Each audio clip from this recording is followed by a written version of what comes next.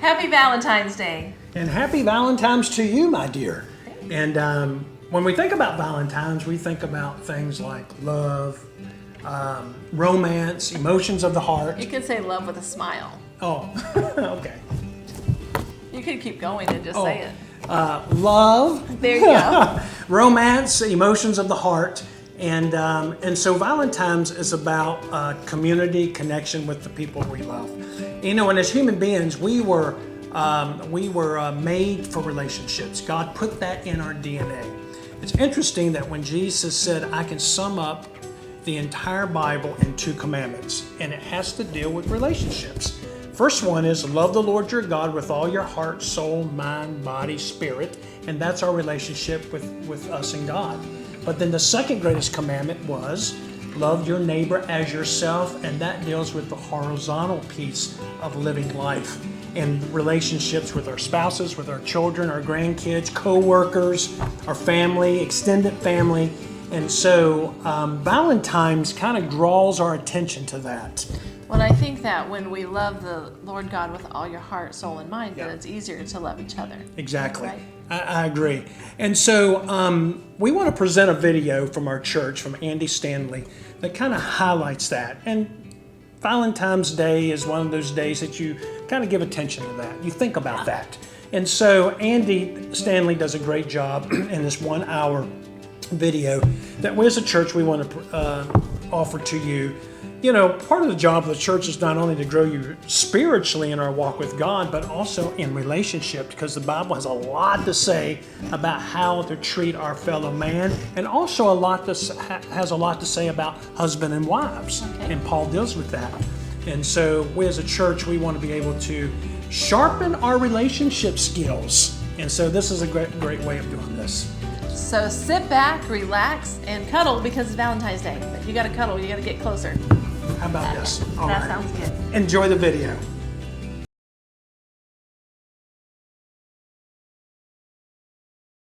Now, here's what I want you to see. Mr. Mugg thinks the reason the blue beads come out of him is because they keep having conflicts and she keeps bumping him.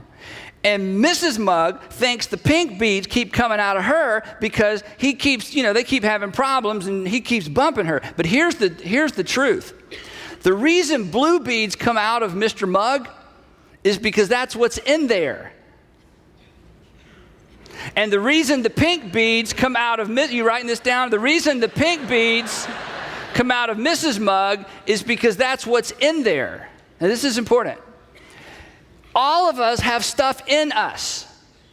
And you don't know what's in you until you get bumped. And most of us don't get our first real big, hard, gut-wrenching bump until we get into a romantic relationship that we're committed to. And there's something about romance, and there's something about the permanence of I'm committed to you and you're committed to me and we're living together, moving in together, or married together. There's something about that brings out the best and it brings out the worst. And most people don't know really what's going on in there until they get into a relationship they're committed to and they say, you're the one for me and I'm the one for you. Oh my goodness, what in the world was all of that? And this is why people who make the ultimate commitment to each other end up madder at each other than anyone else on the planet. And he is absolutely sure that the reason the blue beads come out is because she gets on his nerves and she keeps saying that thing and she keeps doing that thing. But the truth is the blue beads come out because they're in there. And she's absolutely sure if he would stop and if he would start and if he would quit and if he would more of and if he would less of and if he would be careful, the pink beads would quit coming out. But the reason they come out is because that's what's in there. And all of us have stuff that's in there. And all of us blame the person we're most in love with for what comes out of us. But the reason it comes out of us is because it's in us. But it's romantic relationships that bring it out like nothing else. I won't ask you to raise your hand if you know what I'm talking about. Now, so here's the question, what do we do? And the answer is pretty simple. But it's something that most of us don't do. We have to learn to pay attention to what's going on inside of us. We have to learn to pay attention to what's going on inside of us. Here's how the writer of Proverbs said. If you want to look at this, we're going to just look at one verse. Jesus reiterates the same thing in Matthew 15. In fact, Jesus says the exact same thing. He just gives some more illustrations, but we're going to look from just this one verse in Proverbs 4:23. Here's what he says, Proverbs 4:23. The writer of Proverbs, the wisest guy in the world, right? Knows everything, said a lot of stuff, wrote Proverbs, wrote Ecclesiastes, wrote Song of Solomon, had a lot to say. Here's what he says. He says, above all else, which means what I'm about to tell you is as important or more important than anything I've ever said before, and that's a mouthful coming from Solomon. What I'm about to say is as important or maybe more important than anything else I'm going to tell you. And if you've read the book of Proverbs, he talks about money and relationships and kings and working and work ethic and all kinds of stuff. And Song of Solomon's all about sex. And, Ecclesiastes is all about when you get old, how life seems kind of futile and what's the point? I mean, he's kind of covered the gamut. And he says, above all else, the one thing I would say, if you're just going to get one thing, is this. Above all else, guard your heart. Guard your heart. Which means pay attention to what's going on the inside. The heart in that culture represented the seat of emotion. This is where the emotions come from. And the writer of Proverbs, Solomon, says, I want you to guard, which means pay attention. Guard, which means keep the bad guys out. Guard, which means protect what's valuable. I want you to guard your heart. I want you to pay attention to your heart. I want you to protect and defend your heart. Now, when I say that, and if I were to say, let's go down the row and let's all kind of share with each other, turn to the person next to you and share your strategy for guarding your heart. Most of us would say, what? It's like I've never even thought of that before. I mean, that sounds like some kind of psychobabble thing. I didn't even know stuff like that was in the Bible. I mean, what does that mean? In fact, if you were to say, Andy, what does it mean to guard your heart? Then chances are you're not doing it. And Solomon says it's the most important thing you can do from an Old Testament perspective is to guard your heart. And what you have already discovered if you've been in love before is that what's inside of you comes out in the relationships that are most important to you. And you may have blamed it on the other person, but then you discovered when you got into another relationship, strangely enough, blue beads kept coming out. 4 relationships later, blue beads kept coming out of you, and you thought, I have dated or I've been in love or married to 4 women who have the same issue over and over and over, and every time we have a problem, they bring these blue beads out of me. I need to find somebody that brings something else out of me. And lo and behold, it's just what is in you. And Solomon says, this is why you need to develop a plan or a strategy for guarding your heart. Now, let me tell you what we're real good at. We're not very good at guarding our heart, but we're really good at monitoring our partner's behavior, right? We're not very good at monitoring our heart. If you ask me, Andy, what does it look like to monitor? If I were to say, what does it look like to monitor your heart? I'd probably get as many different answers as there are people listening. But if I were to say, what does it look like to monitor your partner or your spouse's or your fiance's behavior? You'd say, now I know how to monitor behavior, and that's what we do. We're really good at looking at what they do, don't do, say, and don't say, and pointing out the things they should do, shouldn't do, should say, and shouldn't say. We're great at monitoring behavior. We're horrible at monitoring our heart. Now, both are really, really important. But let me tell you how they're connected. Let me see if I can explain this. You see, in your relationship with the person you love the most, you want to feel a certain way. All of us do.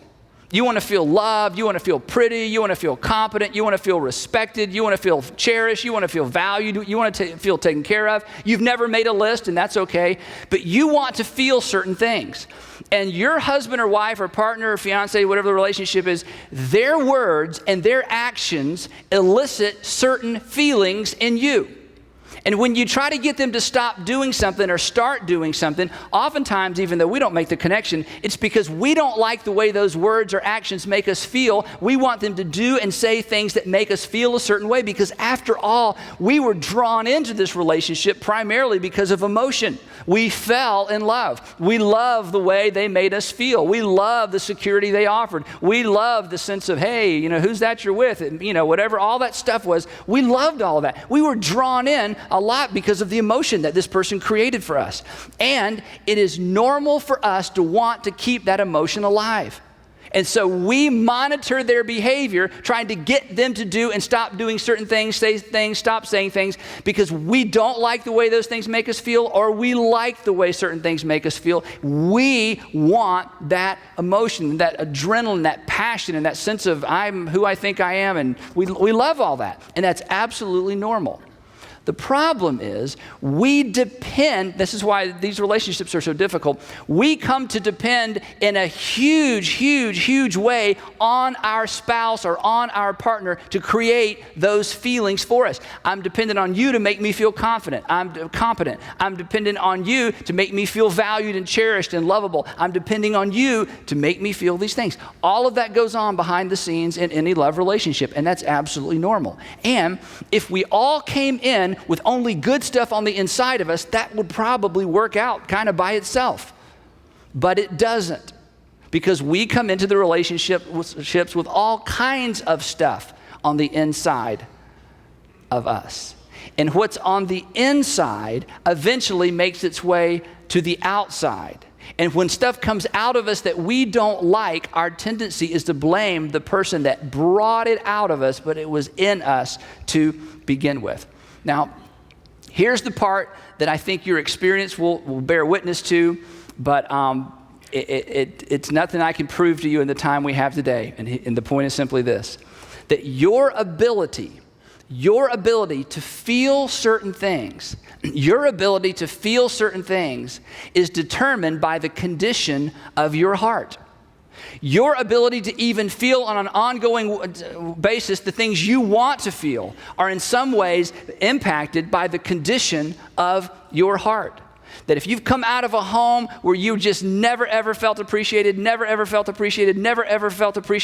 it's going to be harder for you to feel and sustain a level of appreciation with your husband or your wife. And no matter what he or she does, there may always be a sense of, it's just never enough, it's never enough. Your ability to feel certain things is a reflection not only of your spouse's behavior, but the condition of your heart, which means your ability, follow me, your ability to stay in love,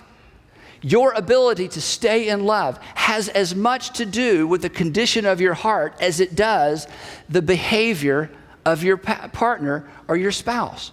That even your ability, no matter who you were with, your ability to maintain that sense of, wow, you fill me up, and wow, you make me feel, your ability to stay in love has as much to do with the condition of your heart as it does the behavior of your partner. And both are vitally important to the relationship, but we naturally monitor their behavior. We do not naturally monitor our heart.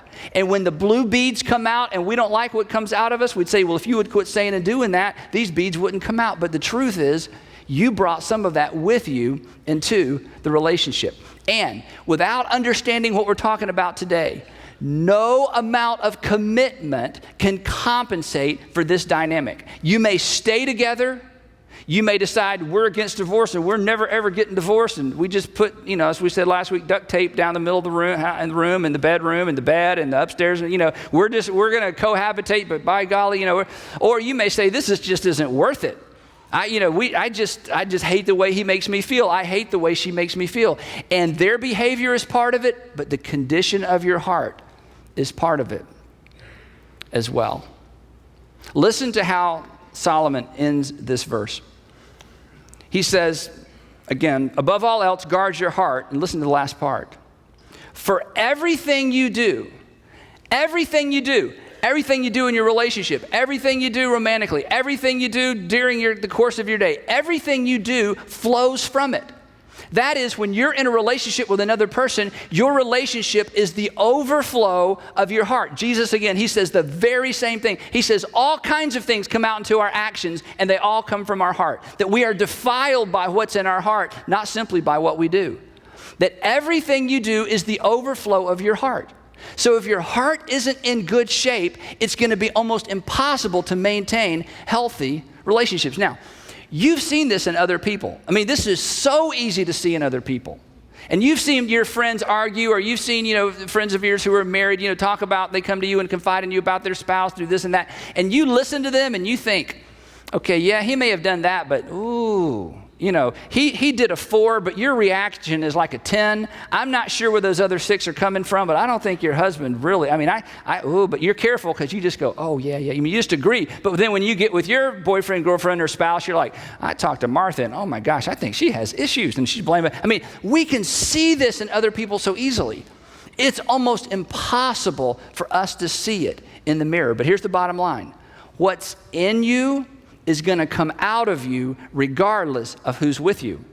What's in you is eventually going to come out of you regardless of who's with you. You can interchange the pieces and interchange the names and faces, but eventually what's in you is going to come out. So it's so important for us, those of us who want to stay in love, to learn to pay attention to or to monitor our hearts.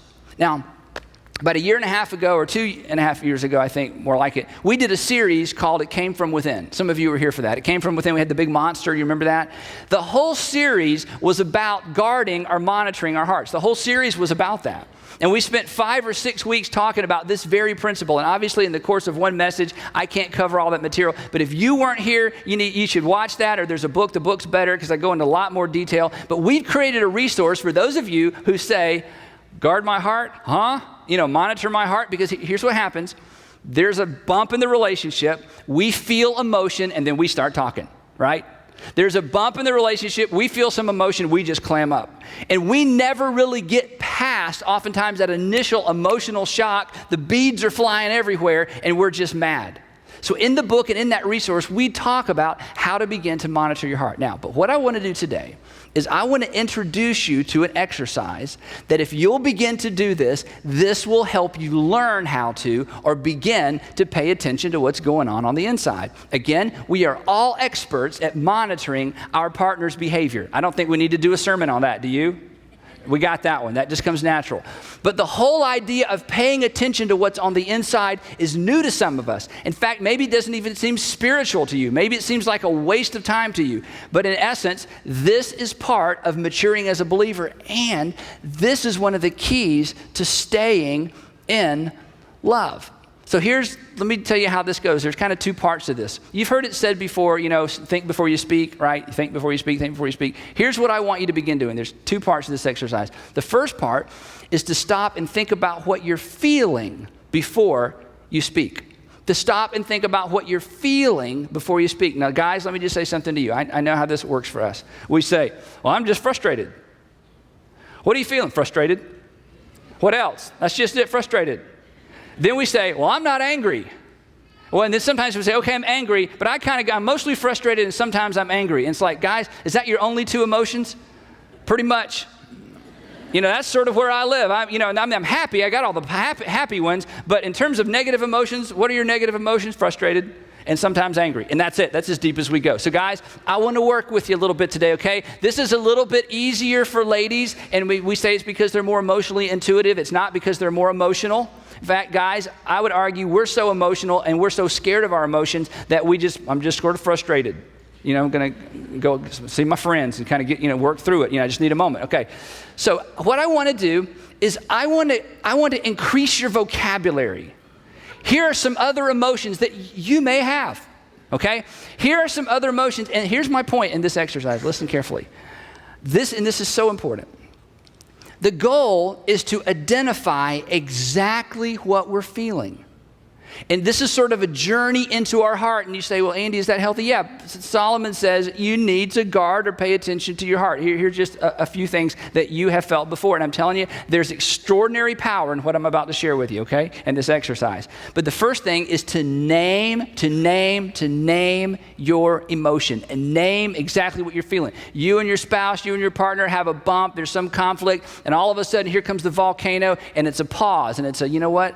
What exactly did she make me feel? What emotion, what specific emotion did that surface in me? Here's a bunch of them. Anger, because we all know that one. Left out. I think I just feel left out. Embarrassed. I'm mad at you, but okay, but I know you're mad, but why? I think I'm just embarrassed. That's a good one. Unappreciated.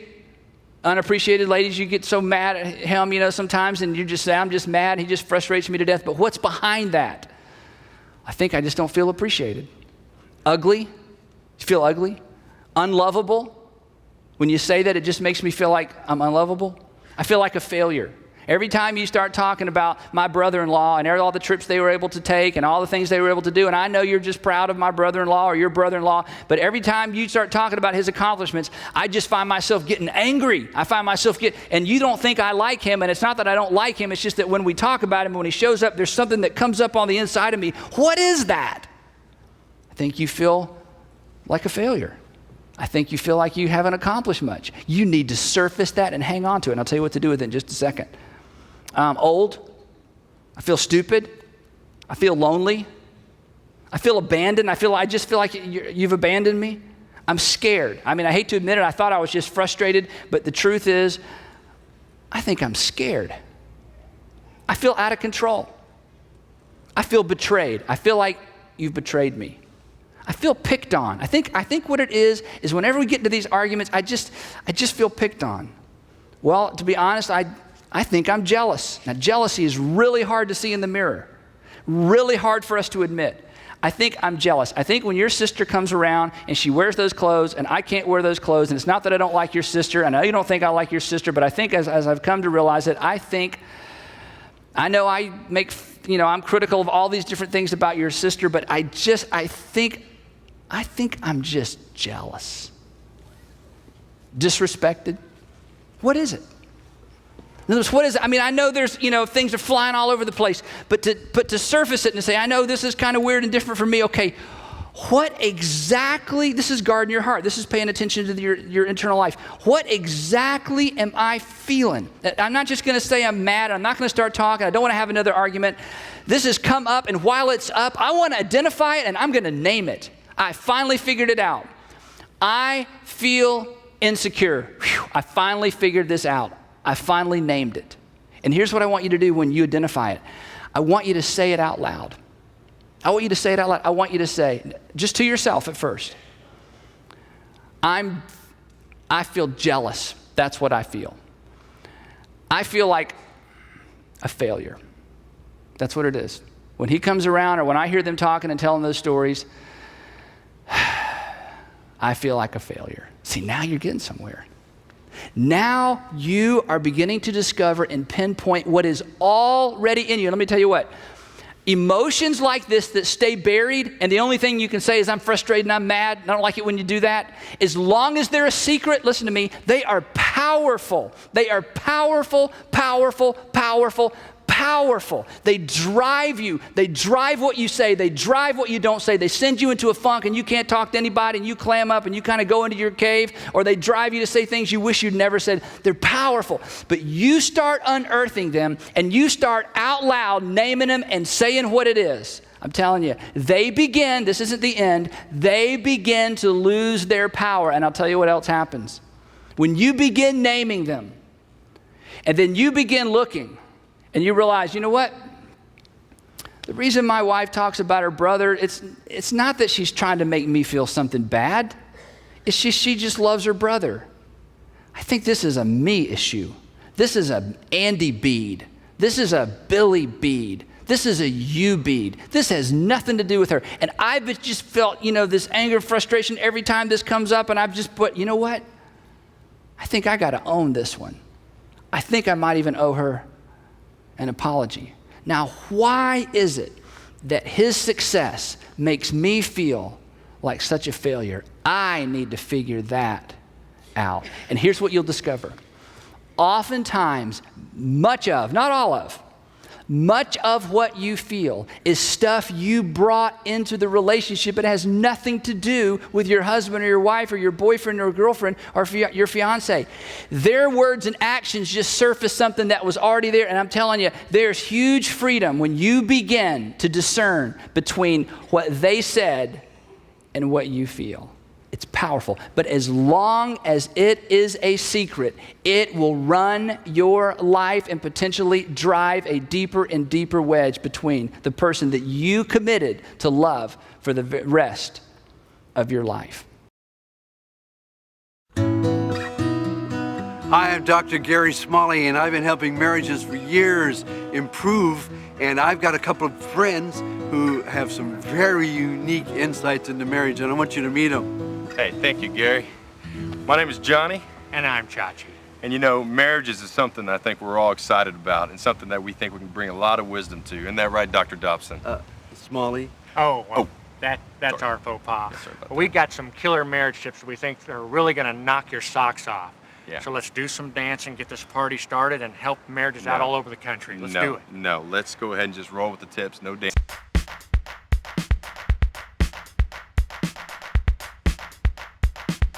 When you get the chance, finish your wife's sentences. For her.